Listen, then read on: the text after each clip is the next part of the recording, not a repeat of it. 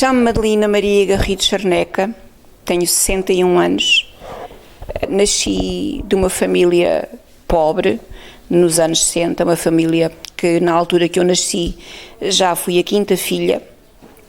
Acredito que a minha mãe não tivesse mesmo nada virada para ter mais filhos, mas as surpresas que a vida acaba sempre por nos surpreender, e a minha mãe também foi surpreendida com uma filha muito bonita, pronto. Aceitou logo a quinta filha, de boa vontade. Ainda voltou a ser mãe depois de mim. Tenho duas filhas também, tenho uma neta e um neto, e é vésperas de ser avó pela terceira vez, logo serei trisavó. Nasci no Alentejo, mais propriamente no Alto Alentejo, no concelho de Estremoz, distrito de Évora. Nasci numa casa muito pequenina. A minha avó foi a parteira, como nessa altura normalmente eram quase todas as avós é que assistiam aos partos.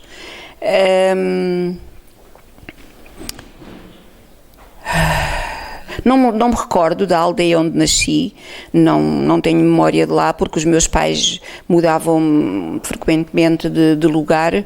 Nessa ocasião, meu pai era moleiro, e onde havia um moinho, era aí normalmente que ele ficava com a família, porque normalmente era facultada a casa para a família toda. A minha mãe trabalhava no campo, como todas as mulheres daquela época, ceifava, mondava, e outras coisas.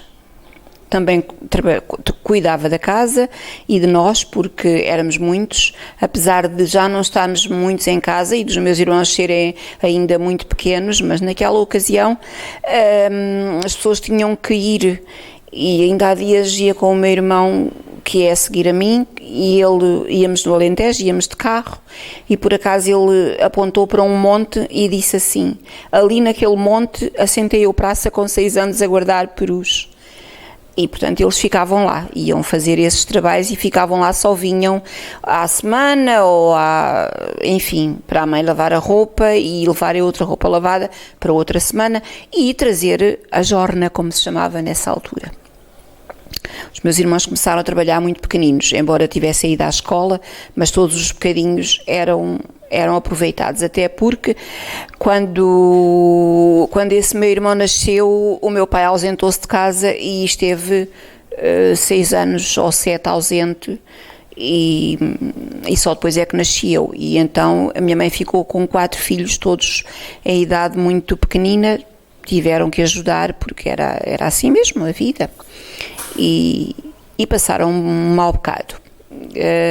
Eu já não posso dizer que passei um bocado tão mal, porque eles já eram crescidos, já ganhavam todos para a casa, e nunca andei descalça. Também não tive que ir trabalhar tão jovem como eles, tão pequenina, mas também não foi muito mais tarde. É essa a vida das pessoas com poucos recursos daqueles anos conturbados de política e, sei lá, de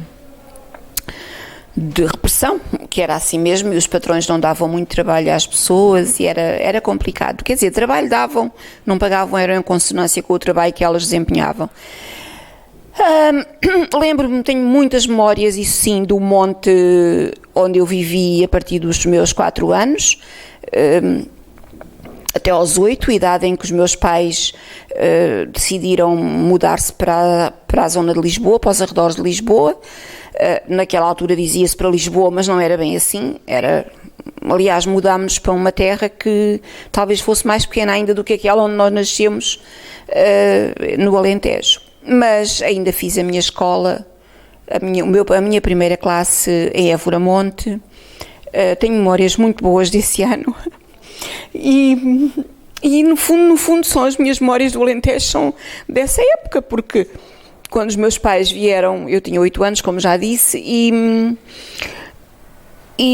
eu estive 40 anos sem voltar ao meu monte, 44 mais precisamente. e até mesmo quando a família estava toda lá, os meus tios, os meus avós, os meus primos, e quando havia alguma doença, a minha avó ficava doente, ou o meu avô, ou alguém, a minha mãe ia sempre visitar, mas quem acompanhava era sempre o irmão mais velho. Os mais novos ficavam, porque era impossível irmos todos, não é verdade?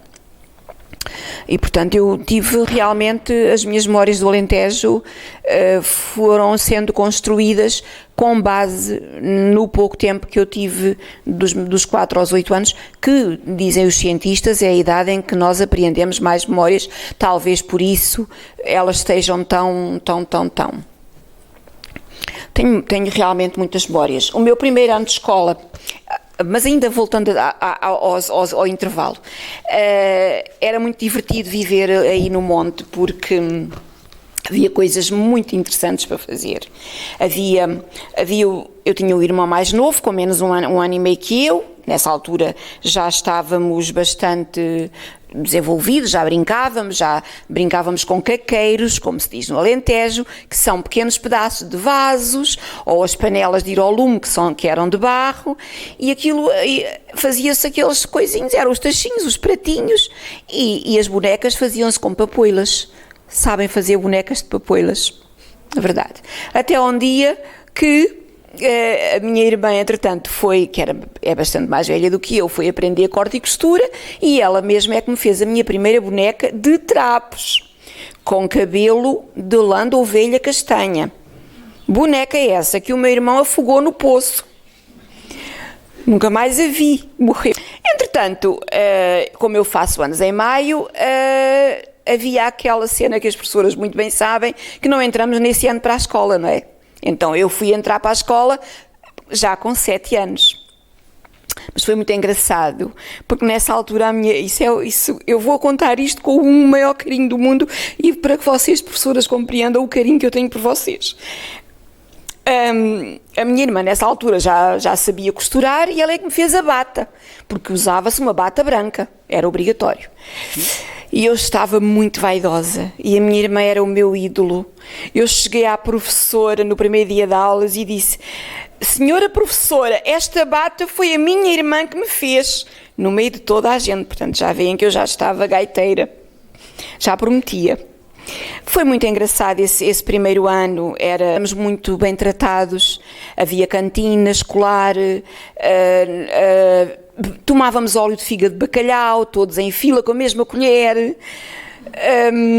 Havia um pequeno almoço muito frugal, digamos assim, com pão e um queijo que eu nunca mais vi na vida, que vinha em latas redondas grandes, que se cortava aos quadros e tocava-nos, não me lembro já, um quadradinho, 2 quadradinhos de queijo. Parece que estou a ver isso, eu estou a contar e dá uma sensação de estar a ver. No recreio da escola era tudo muito divertido, porque fazíamos jogos incríveis, à macaca, ao lencinho que vai na mão, e depois, quando era o tempo de apanhar a azeitona, os ranchos de mulheres andavam do lado de baixo do recreio, e ouvíamos-las cantar. Nesses ditos ranchos andava a minha mãe, e ela gostava muito de cantar. No Alto Alentejo usa-se muito cantar as saias, é a moda do Alto Alentejo, é as saias. A minha mãe cantava lindamente. E assim, da escola de Évora-Monte, parece-me que não guardo mais coisas que eu possa mencionar, mas guardo muito boas memórias. E hoje em dia, aliás, quando eu voltei a Évora-Monte, poder ver o largo principal com o nome da minha professora, foi uma alegria. Professora Arcângela, onde quer que esteja, não me esqueci do nome, apesar de ser muito complicado. E eu suponho que já nessa altura eu escrevia poesia, não com a mão, mas desenhava nas coisas que fazia. Por falar em coisas que fazia, o meu pai sempre teve assim uns problemas nervosos e não sei quanto, e quando eu era ainda bem pequenina, mas já morávamos nesse monte, ele tomava uns comprimidos que pareciam um feijão. E tinha-os em cima da mesa elástica, chamava-se a mesa elástica, que era muito maior do que eu. Só que eu achei os comprimidos tão bonitos, que fui-me a eles e tomei 2 ou 3. Resumindo, eu não morri porque tinha que vir aqui fazer estas memórias. E não me levaram, porque eu não fazia mais que era dormir, mas o meu pai foi a Évora Monte falar com o médico, e o médico disse-lhe, quantos é que ela tomou? Pelas contas deve ter sido 2, no máximo 3. Então deixei-a dormir, pronto. Tinha que contar esta porque tem a ver com o que acabámos de ouvir da cabeça debaixo do petróleo. Também todos temos um bocadinho dessas memórias. E como eu ia dizer, eu penso que já nessa altura eu escrevia poesia, talvez com a minha forma de ser. Era muito caladinha, muito bem comportada, sempre fui. Era a aia da minha irmã.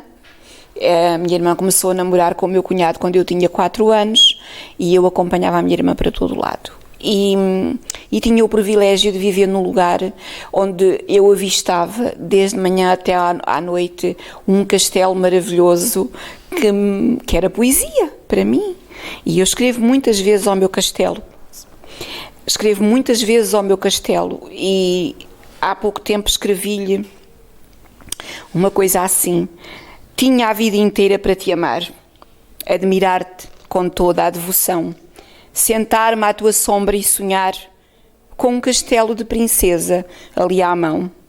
Chapadas acima caminhava, saltitando por dentro das veredas, comendo as amoras que apanhava, os mirtilos, os abrunhos ou trincando ervas azedas. Gostava de sentar-me horas a fio, inundando o meu peito em nostalgia. Chegava até mim o som do rio e outras belezas de pura magia. Sentada no cimo de uma árvore, escrevia versos que soltava ao vento. Tinha a vida inteira para te amar, tinha, mas roubaram-me o alento. Era a vida que eu mais amava, uma vida de horas incertas. Espreitava o castelo à alvorada, pequenas coisas que enamoram os poetas. Ao vir para Lisboa, deparámos-nos com uma vida completamente diferente. Viemos morar para um lugar muito pequenino, em que as pessoas todas se conheciam.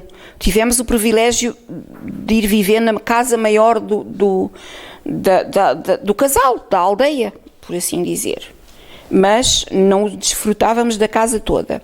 A senhoria reservava 2 quartos para ela, para na altura das festas anuais vir ficar à festa e pernoitar na nossa casa, entre aspas. Ela tinha o privilégio de viver na maravilhosa Sintra e acontecia isso todos os anos. E até mesmo noutras ocasiões, às vezes vinha receber a renda, até porque ela tinha nascido ali e tinha ali família e ficava na nossa casa. Mas pouco a pouco ela foi vindo cada vez menos e os meus pais foram adquirindo os quartos que a senhoria tinha reservado para elas. Era uma casa muito grande mesmo. Ou era para mim muito grande porque eu era muito pequenina. E começámos aí uma nova etapa, uma escola nova. Os miúdos alentejanos vinham com a sua pronúncia, né? A gente tinha uma maneira de falar peculiar, obviamente, e tínhamos expressões como vou aliar da minha mãe, ou já venho, vou aliar da minha mãe. E os rapazes da aldeia da região Saloia faziam um pouco da gente. Os alentejanos. Só agora é que eu percebo que eu não devia ter feito caso de nenhum deles e ter continuado com a minha maneira de falar, porque cada vez que eu encontro uma senhora, alguém que veio do Alentejo há muitos anos e ainda mantém a pronúncia, fico encantada e cheia de inveja. Inveja da boa, mas inveja, porque é que eu não falo assim. Mas logo daí a bocadinho eu já estou lá e já estamos ali a trocar impressões com a nossa pronúncia, que não é melhor nem pior, é a nossa e é única e são as nossas raízes. A vida decorria assim. Era uma família muito difícil. Os meus pais tinham... Meu pai era um grande artista, um homem... daquela época não podia ser artista, ou então não se casava e não tinha filhos. Aliás, como ainda hoje, Uma pessoa que vai para as artes tem que pensar que, ou dispõe-se a que a família viva sempre a esticar as contas, e naquela época ainda pior. Meu pai era um artista verdadeiro, fazia coisas fabulosas, porém isso causava muito má vida na nossa casa. Como todos os artistas, ele era alvo de muita incompreensão e havia violência, sim, havia violência. Nunca presenciei meu pai bater na minha mãe, nunca, mas presenciei outras coisas que também não foram muito boas para a minha formação, porém eu consegui ultrapassá-las e a partir de uma certa altura percebi que era a vida deles e que os filhos só tinham que estar ao lado de um e ao lado do outro e perdoar-se por todos, porque houve alguns que não conseguiram perdoar, então os que conseguiram, era bonito perdoarem-se por todos. Meu pai acabou por ir embora outra vez, quando eu ainda era muito jovem, tinha 14 anos. Todos nós sabemos que os pais são muito importantes para as filhas, são importantes para todos, mas para as filhas são muito importantes, e se bem que nos trouxe alguma paz familiar,